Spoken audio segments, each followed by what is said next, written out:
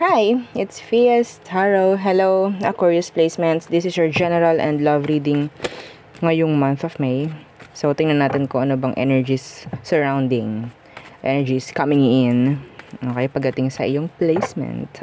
Aquarius placement. So, again, before tayo mag-start, kung hindi ka pa nakakapag-subscribe, please do subscribe and hit the notification bell para lagi po tayo maging updated sa mga mangyayari pa lang. And syempre, kung may tanong pagdating sa private reading, just message me sa akin pong FB page for more info.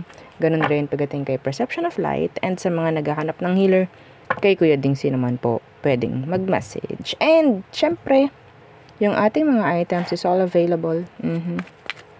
Okay, protection from evil eye, love bracelet, granter, and ano pa? Cord cut. So yeah. Okay, so yeah, don't forget rin na i-follow yung ating dalawang YouTube channel na nasa description box below. Thank you. Okay, so yung boses ko talaga, pasensya na. Lumiliko-liko. So, pasensya na po ha sa ingay ng aming dog kung inyong naririnig. Okay. What's for you? In general, what's coming in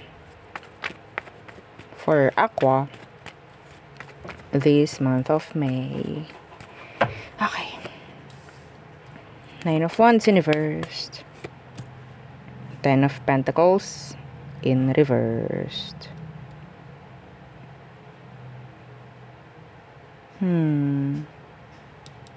Antong 10 of Pentacles na naka-reversed? King of Cups. Sandali lang po ha. Okay, so meron ako dito nakikitang pagpapaubaya, no? This month of May. Hindi ko alam kung ano to. Pwedeng about sa connection, situation. Okay? So pagpapaubaya, ito nakikita ko dito. It's like, okay, go. Some of you, kaperahan mo, medyo hindi ganoon ka-secured. Okay? Yeah, anyway. Manage your kaperahan. Okay? Some of you, there's this offer. Love offer na pwedeng dumating ngayong May. Yeah. Somebody is willing to fight for you. Okay? Could be younger. I don't know. Somebody will express their love for you, maybe, or yes. Meron dito akong nakikitang someone who is stalking you. Maybe they're into you. Okay. So what else? Aqua.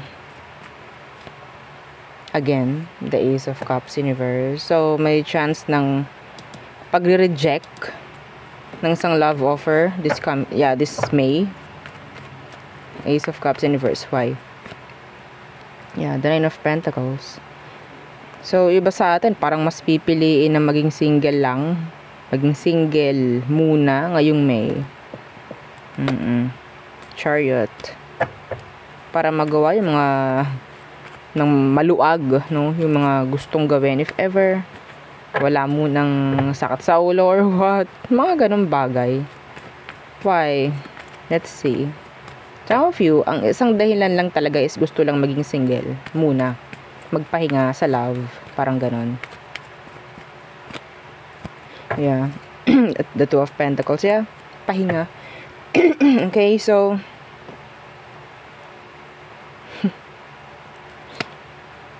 222. 22. 22. Angel number. Some of you, may chance na pwedeng pagfo-focusan muna, work, career, kung ano man. Okay? Excuse me. So, what else? Aquarius. The Hermit in reversed.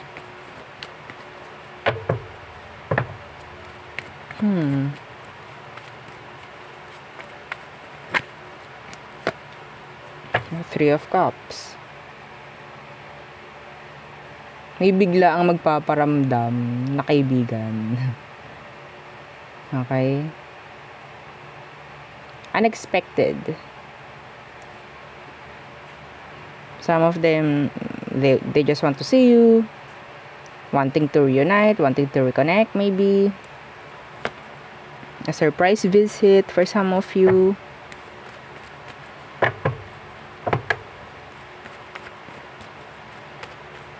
What's this? Three of Cups. Yeah, the Ace of Wands. Somebody will travel. Papunta sa'yo. We have here Ace of Pentacles. Some of you, there's this energy of invitation. Pagdating sa travel. A treat, maybe. Uy, nice, no? Yeah, surprise. The Sun in reverse. Yeah, the High Priestess in reverse. So it's sa ngayon hindi na siya surprise kasi may chance na iba sa inyo pwede mag-expect. Okay? Pero yeah. May energy rito ng a surprise, maybe visit or surprise travel. Okay?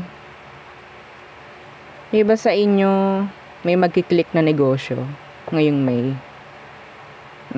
This is negosyo. Lalo na kung sa tingin mo ikaw lang ang nakakaalam at sisimulan at parang i-execute mo and tsaka mo lang sasabihin.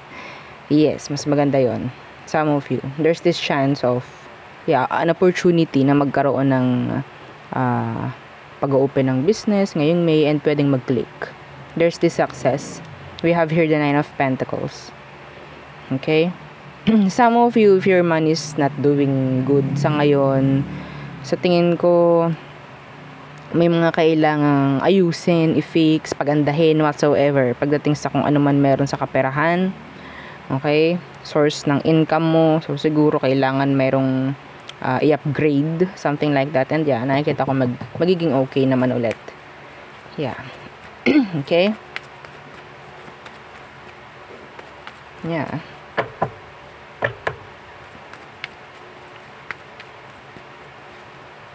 Yeah, death.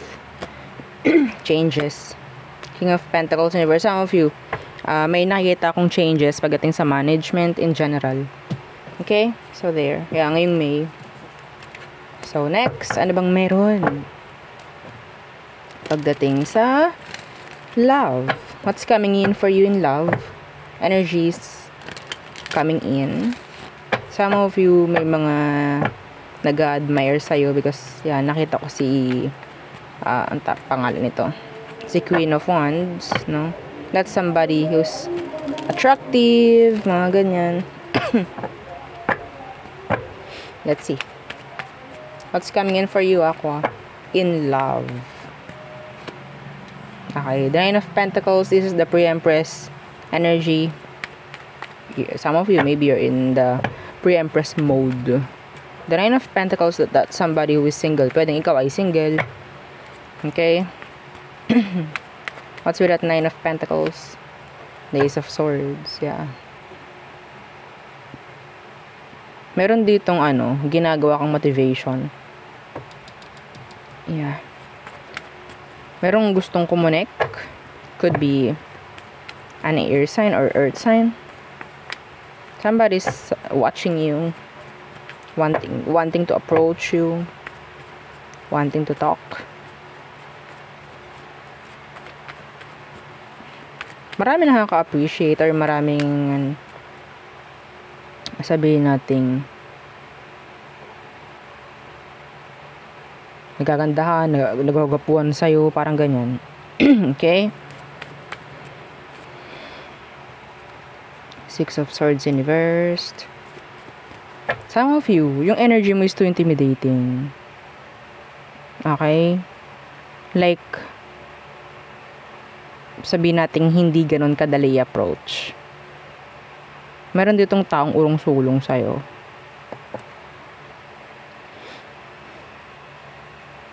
urong sulong. Or maybe ikaw ito na parang magiging urong sulong pagdating sa love ngayong May. Kasi parang mas focus mo is pera, career, studies if ever. Okay? Magiging open ka ba sa isang connection? Magiging open ka ba or hindi? Parang ganun eh. Yeah, the Emperor in reverse. So, napaka-unstable nung plans pagdating sa pakikipag-connect ng iba sa inyo. Some of you, itong taong to sabihin nating may age gap sa inyo. It could be, yeah, huge age gap. Okay? Yeah, the Empress. So, kaya pala, nabanggit ko si Empress. So, lalabas siya. Empress in reverse. Some of you, there's this overwhelming connection na pwedeng dumating ngayong May. This is, sabihin nating, strong, feminine and the masculine. Yeah, the divine, feminine, divine, masculine. Some of you, may chance na pwedeng makatagpo mo. Some of you, kausap mo na eh. Okay? Some of you, kausap mo na. Kung sino man itong pwedeng sabihin nating maka-forever mo. Ha? Okay? Same kayo ng energy, same kayo ng vibe, same kayo ng frequency ng taong to. Pero, pareho kayong nakatalikod sa isa't isa. Okay? Yung energies ninyo is like nakatalikod sa isa't isa. Pero you're open. So, it's like urong sulong. Parang ganyan. Okay? Na, the Wheel of Fortune is here. Parang this is the right timing para magkita kayo ng taong to. Okay? The Knight of Pentacles. Yeah, this is sabihin nating pwedeng maging slow burner. Yeah, this is slow burner connection. Slow burner connection. Sobrang bagal nito.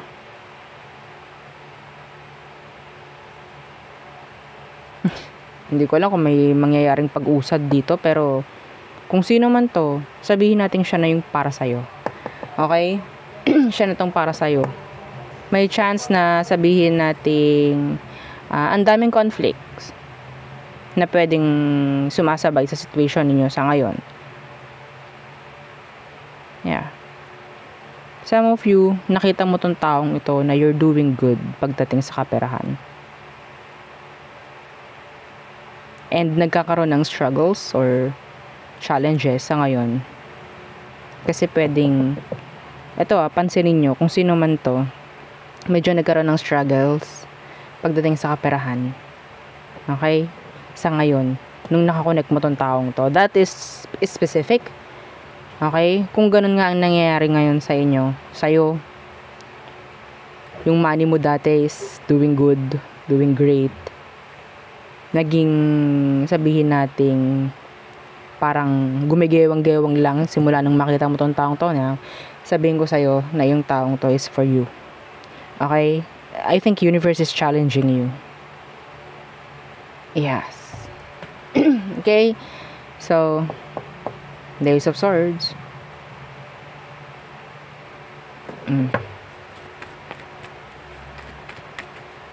So, siguro, tinitingnan ng universe kung kaya mong timbangin, balansihin yung connection mo with this person and your kaperahan.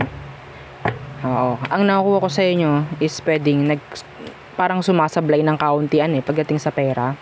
Some of you, because of this connection. Yeah. The Tower. The Ace of Pentacles. Yeah, this is for you. Itong taong to. I think. See? The Four of Wands. A strong connection. May chance ng marriage dito. Long term, if ever.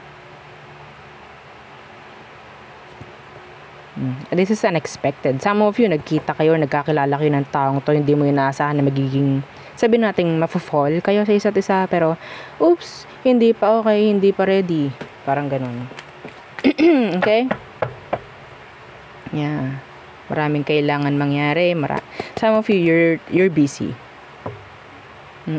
Pwedeng, yeah, I think same vibes kayo nitong taong to eh. Same vibes. Kung anong meron sa'yo, yun din ang nangyayari sa kanya. Okay? Parang kailangan yung mag-connect ng taong to. Magiging okay kung siguro malalagpasan nyo. Kung naman mayroon conflict sa inyo, may chance itong connection na to na mag-grow. Okay? Kung marunong balansehin yung mga dapat balansehin, i-manage kung anong kailangan.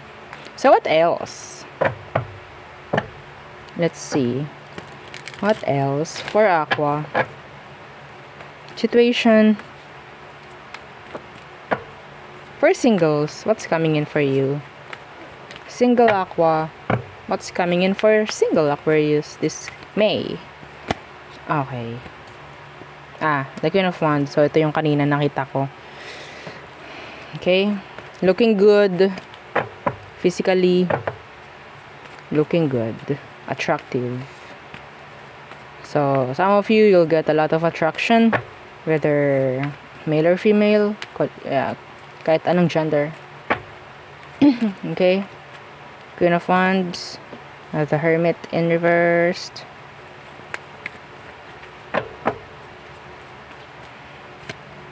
The Three of Swords. Be careful pagdating sa mga tao na gustong kumonek because some of them may chance na gagawin kang third party. Yeah, they just want your looks, your body. Okay? You have here the Three of Swords. Some of you, pwedeng ikaw itong kakaalis lang sa isang connection. And now, parang wala munang time for love. Wala muna. Like, close muna. Time out muna. Parang ganon. Okay? Yeah. The Sun.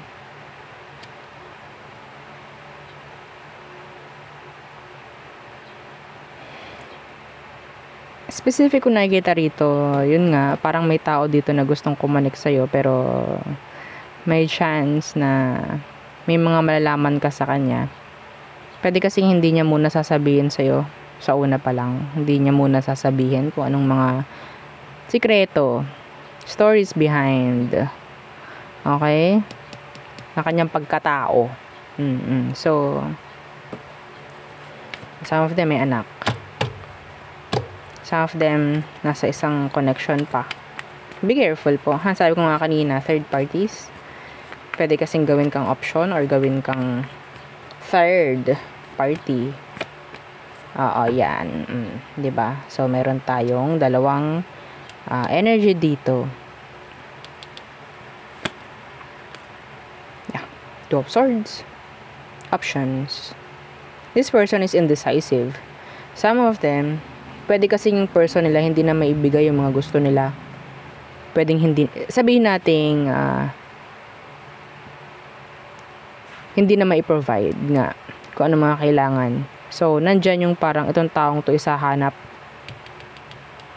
ng somebody, and pwedeng ikaw yun ang makikita niyang parang magiging way para mapunan yung mga pangangailangan ng person niya sa kanya. Be careful. Be careful. Okay? Some of you, pwedeng same gender kayo. Yeah. Page of Pentacles. Page of Pentacles, sabihin natin, yeah, communication yan. This is new, I think. Yeah. The Chariot in reverse, the Two of Pentacles. It's not going anywhere. It's not. Okay? Kumukuha lang tong taong to ng sabihin nating connection na pwedeng magpo-provide sa kung ano man parang kulang sa kanya. Anyway. So, let's go na sa all signs. The person on your mind. Separate video. Okay? So, let's see. Aries through Pisces. Aries through Pisces. Aries, okay, they're mirroring you. Taurus, your very wish fulfillment. Some of them, they're healing. They want peace of mind. Or maybe si Taurus ang magbibigay ng peace of mind sa'yo. Gemini, self-centered, selfish. Cancer, feeling incomplete, they're sad. Feeling betrayed. Yeah, I don't know. Leo, there's lies, secrets. Some of them, they're sad. Emotionally, pero hindi nila sinasabi. Virgo, they want to see you again. So the connection is not over. Not yet over. Libra, they need you.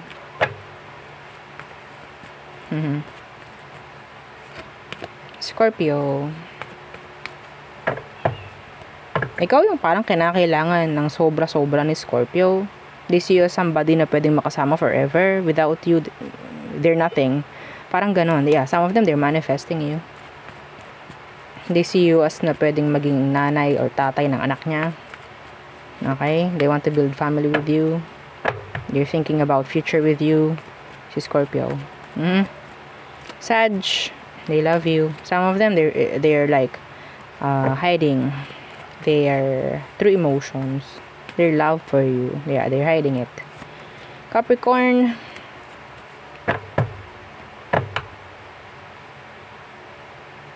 physically attracted.